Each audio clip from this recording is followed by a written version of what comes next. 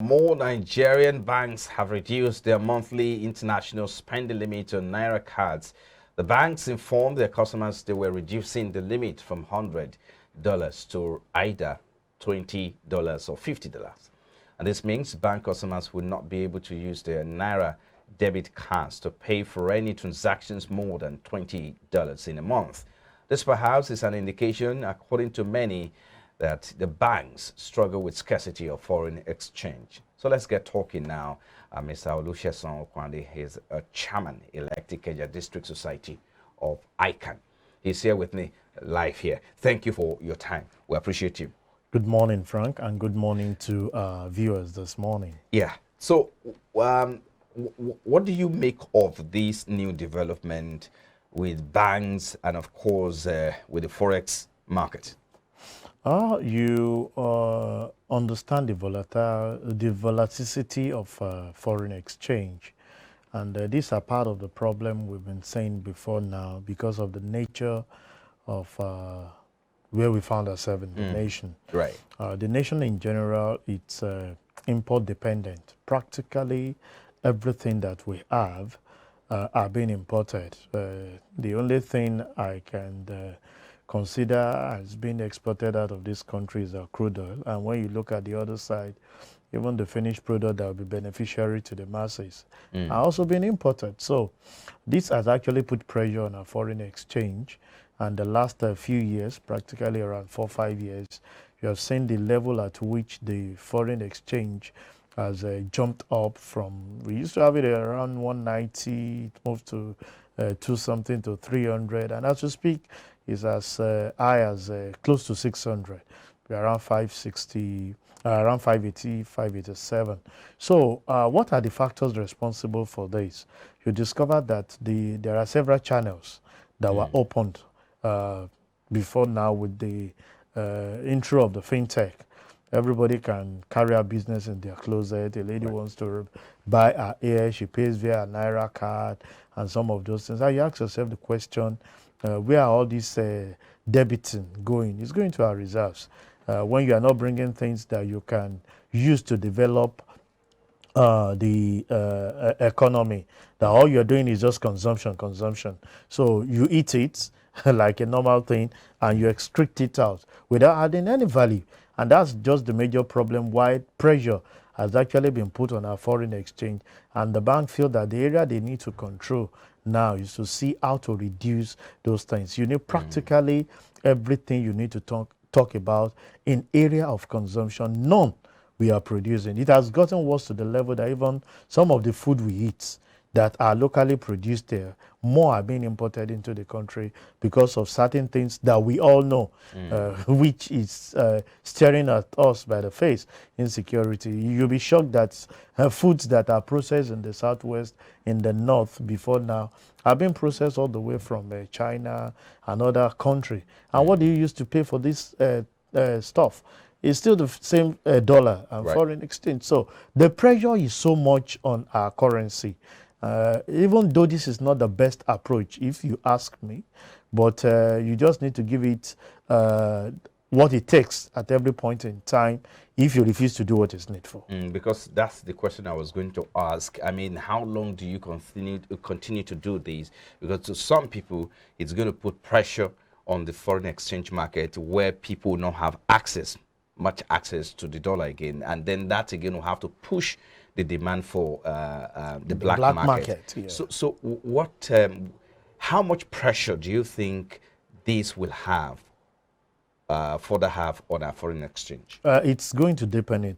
You and I understand that even the current foreign exchange from the bank still pegged at 400 and something Naira. I don't know the specific. 460. That's official rate. Official rate. 460. But you know, that's not the rate that an average person get it in the market.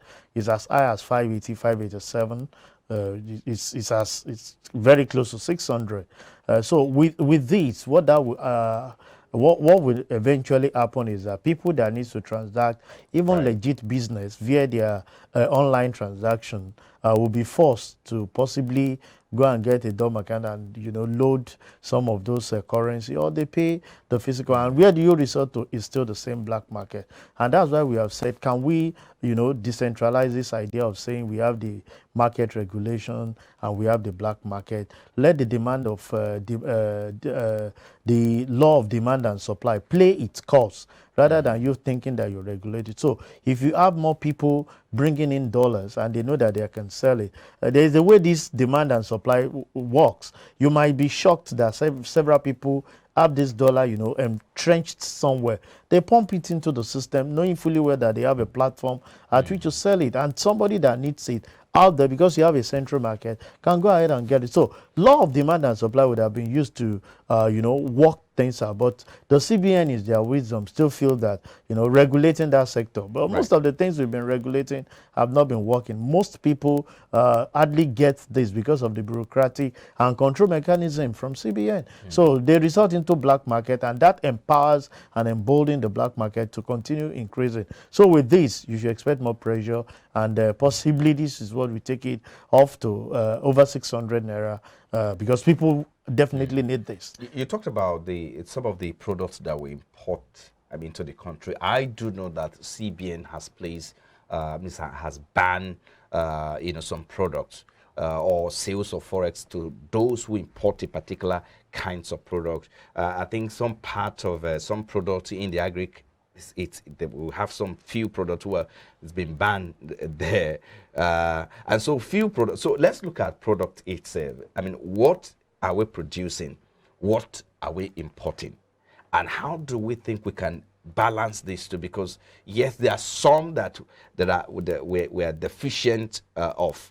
Some of product that we cannot produce here, we have to actually import to make up for the deficit. And so if you have to balance it up, where do we think we need to balance these pendulum?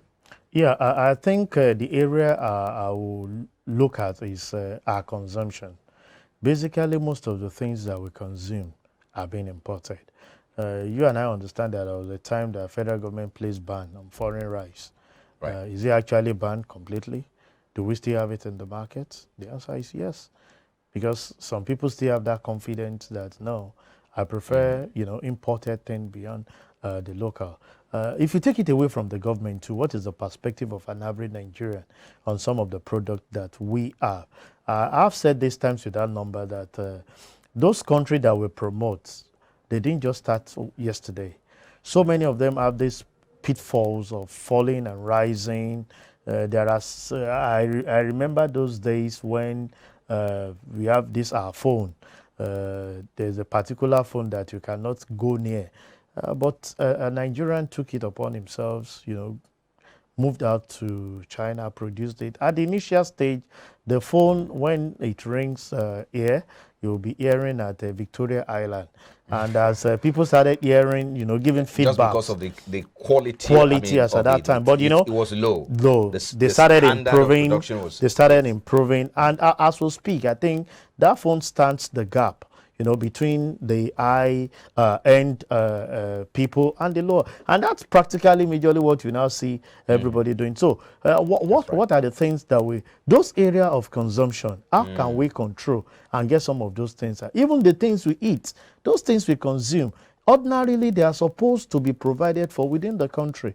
But because of the insecurity, you imagine tomato paste, because of the failure of government policy, power sector, there is no factory that is producing that. What is there? Go to the north. We have, in fact, if you go to My 12, where we have the market there, you will see a lot of wastages in the area of tomatoes. So we have self-sufficient of some of these things.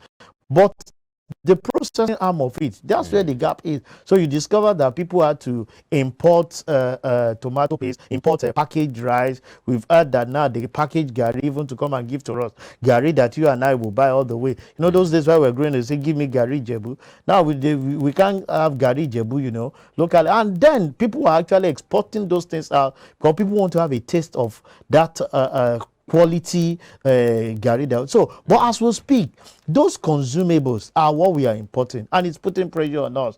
Also, if you open the scope of what the entertainment and other looks are actually given to us, that area is where you now go to. Is it about policy? Just a moment, permit me to jump in here. Is it about policy now or about the implementation? Because I do know even the tomato paste we're talking about now, I understand that even Dangote and the company and all of that, with partnership of some other foreign bodies, also are partnering in the north. For instance, I think somewhere in Kebbi or Kaduna. So I don't have that state here now, but there is an ongoing effort to produce tomato paste here.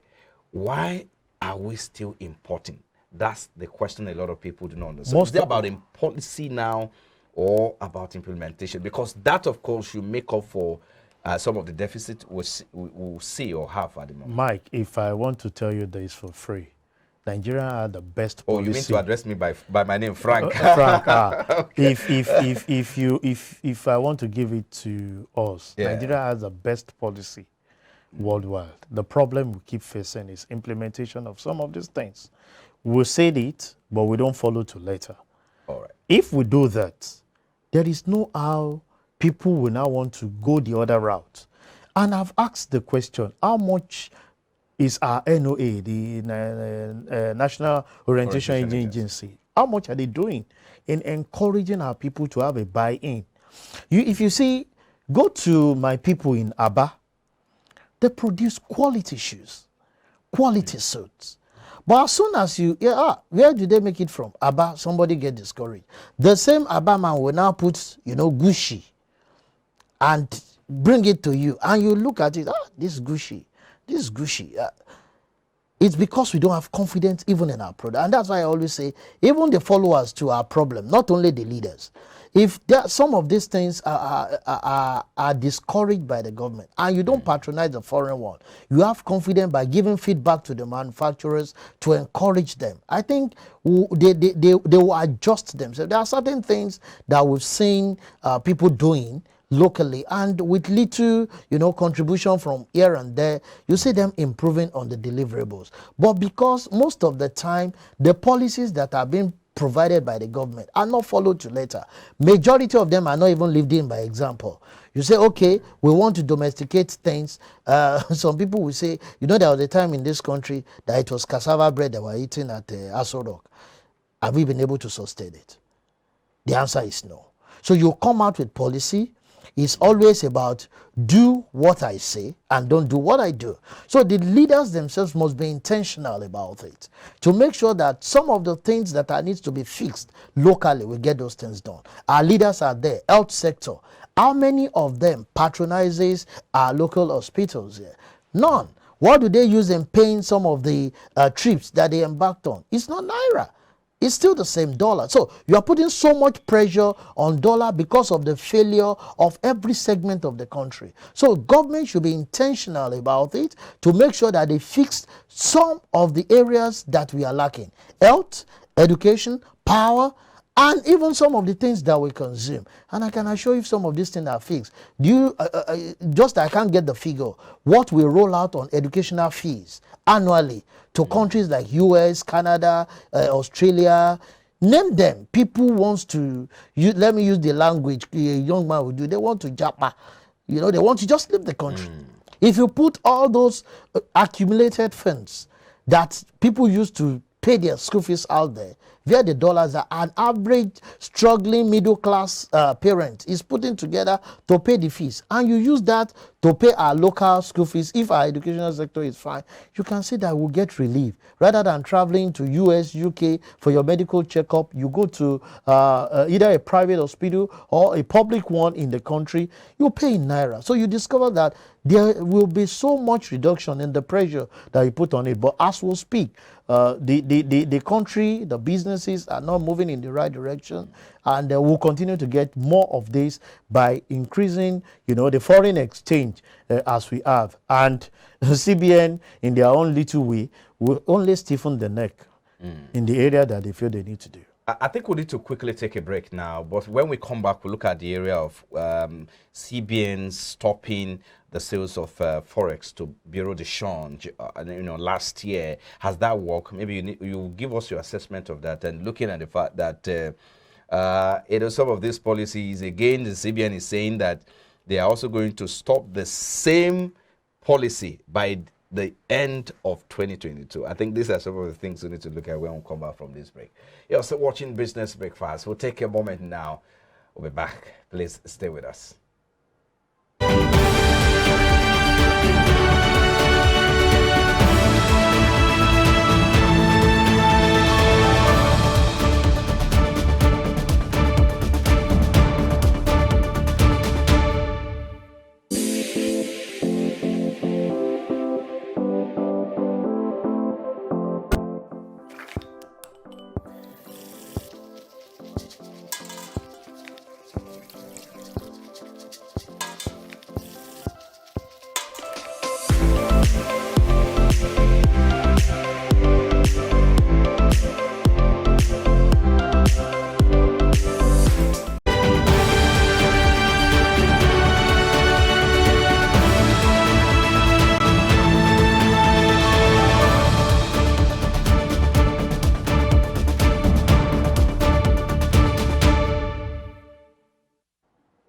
Glad to have you back now, Mr. Olusegun Kwade, Chairman, Ikeja District Society of ICANN, is still here with me, looking at Naira cards and focusing on monthly dollar spending by bank customers. Now, before we went on break, we were going to look at, an assessment of this policy. Last year, the CBN came up and stop the sales of forex to the bureau de change because there were some allegations or accusations against them that perhaps they were kind of doing a round tripping. The same CBN says it's going to stop sales of forex by the end of this year. Let's start from that particular policy, which took effect last year.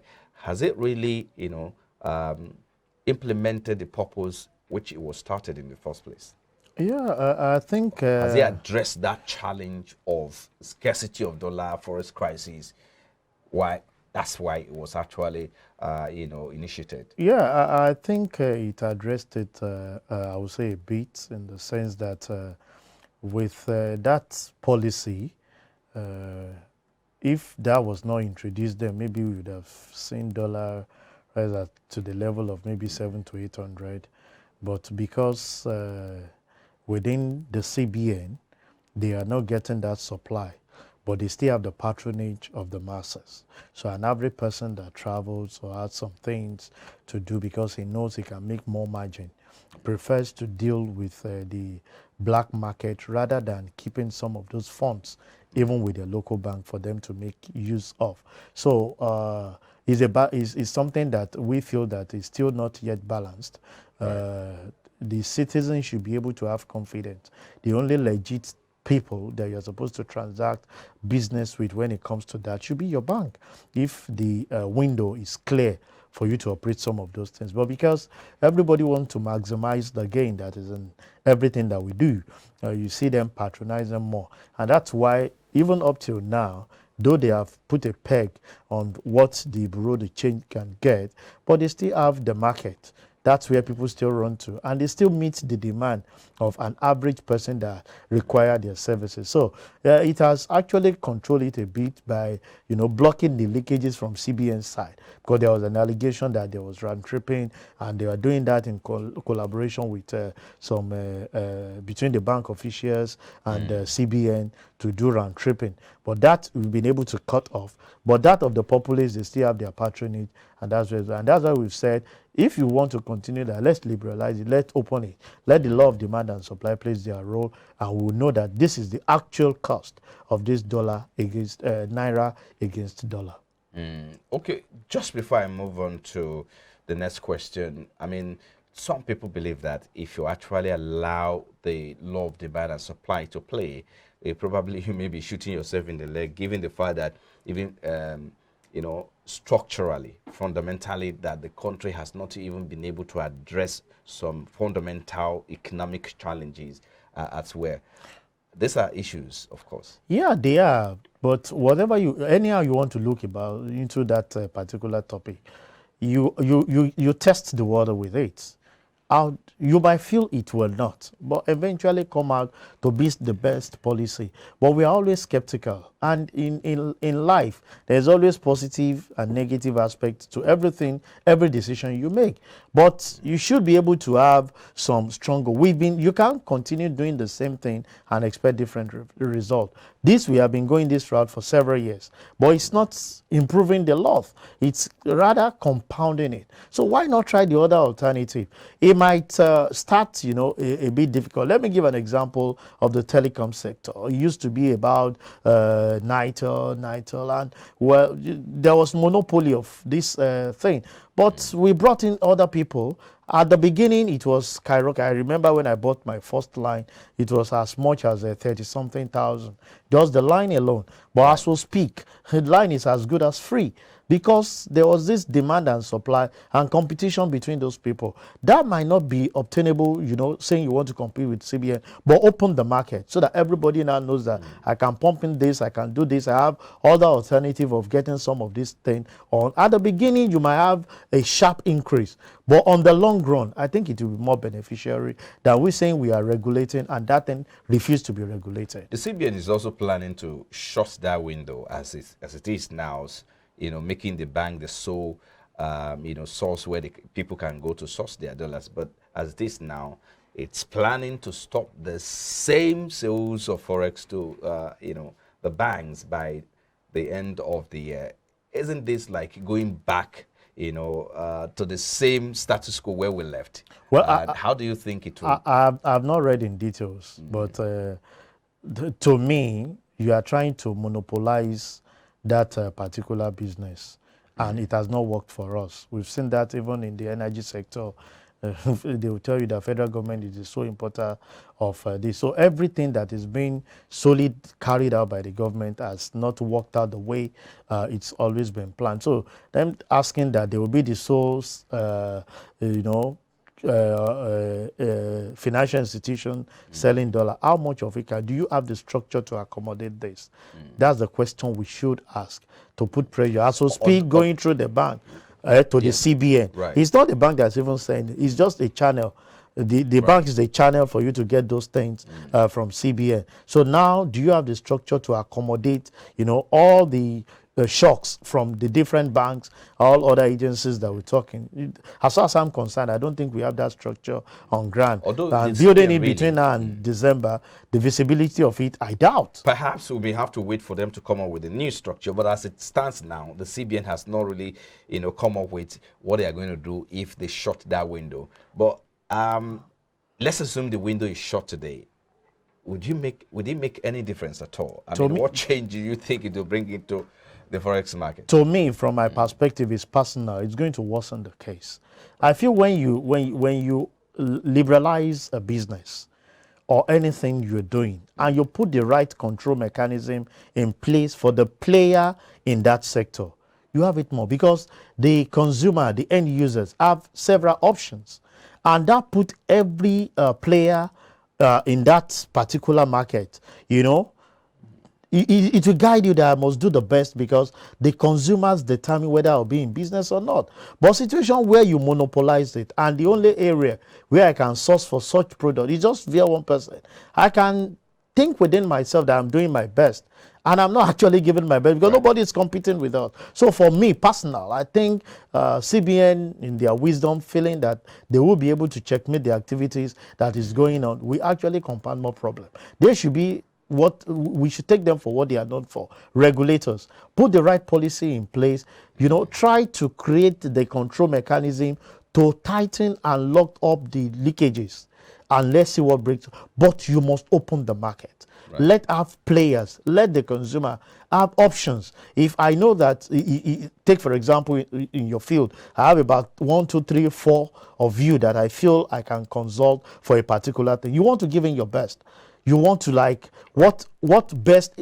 I've seen instances that people who sell products, they get it at the same price from the same organization, but some will sell just to break even, waiting maybe for the bonus that they will get, most especially this consumable that has to do with you providing rebate and all those things. So they will say, okay, if I'm able to do more, I'm going to gain more. So that gain that you are looking for, they are gaining it by selling less. And you see them having more patronage. It brings creativity when you open the business, when you open the system, when you open the market, rather than having a closed circuit where you feel that you are putting in your best, but your best is not being felt. And that's just my suggestion. Let's wrap up with this. As it stands now, well, everyone will have to go out there, source the dollars, and then do what you want to do with the dollars. I mean, how does it affect an individual man who is on the street? Because people are like, okay, what's all this about? I don't even have a dollar account, so to start with. I mean, so for a businessman, perhaps, I mean, how does it connect with them? And is anything going to change soon? Yeah, if with the reduction, what will happen is that people will be discouraged to get, into the bank and source their funds outside, because there is what we call time value of money in business. You want to do it now, you get an opportunity. Right. You don't want to wait for, you want to do $100, and you can get that $100 outside and resolve your business within hours. But you're looking at government saying that same $100, that means it will take you 5 months. If you go by what we are going to implement now, $20 per transaction per month. So you discover that will take you 5 months, and I need to do it. So I can turn over that same currency within that 5 months and make more margin. So that's why I said you might see people gravitating towards the idea of patronizing the black market, those bureau de change, rather than them going through the right channel, the legitimate channel, because there is timeliness in business. If you don't do it at a particular time, it might cost you the more. And that's what is still giving so much insight into what people are doing. CBI are trying their best. Right. At least they've been able to relax certain things, the bureaucracy that we've seen in it, but they are still not meeting it.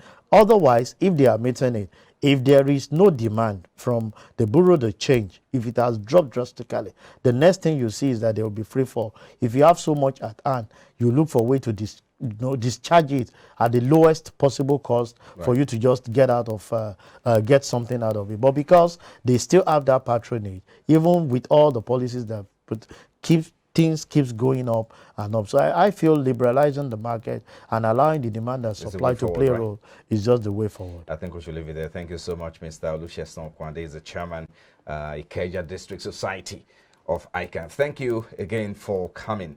Thank you very much. Thank you for having me.